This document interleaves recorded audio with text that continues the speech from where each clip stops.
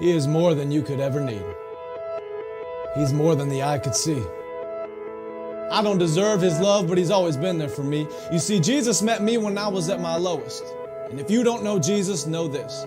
He is the greatest example of generosity this world of greed has ever seen. And when Jesus hit the scene, he changed the scenery and met diversity with serenity. If you're looking for peace, he offers plenty. Jesus was and Jesus will forever be king. And when the angels sing, they sing of the grace that was displayed for sinners like me. I can't explain him and I can't describe him. And if I could, he wouldn't be Jesus, because you can't explain eternity and you can't comprehend the galaxies. But it was the loving hands of Jesus who spun them into existence and created man, knowing he would go to the cross to pay our sentence.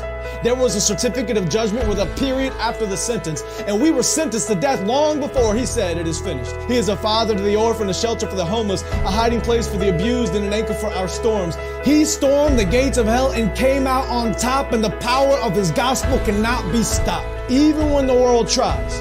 And they try a lot. He traded places with Barabbas and became the catalyst of missions across the world, covering every portion of the atlas. If you're in need of rest, I know of a mattress. If you don't know Jesus, your future is tragic, but he gladly embraced tragedy so we could live in his presence of majesty. His presence is presence, and it's his presence that presents preciousness to a world of peasants. He is far from pretentious, but still loves those who are. He is the light of the world and hung the stars. He brings the dead to life and delivers life to the dead. He took a crown of thorns on his head so we could put crowns at his feet, and I can't wait until I get to kiss his feet that were nailed to a cross for me and for you and for every person around the world. He loves the world, and I love his word, because the word became flesh, and in his flesh he demonstrated the word to the world. He is an example to every boy and every girl. He is a lover of black people. He is a lover of white people. He is a lover of the unchurched and the assembly under the steeple. He doesn't see the believers' failures, but still takes time to celebrate their faithfulness.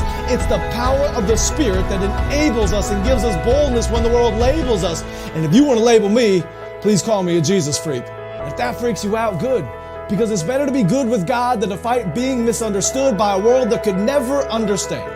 So let it be understood that I don't worship man. We worship Jesus. And although he doesn't need us, he still sees us and pleads with us to run to the cross where he bled for us. His heart bleeds for us. His heart grieves for us, but still graciously grants us a pardon for our treason in a season where the world tries to explain away the work of the Spirit with human reasoning. There's a reason they can't.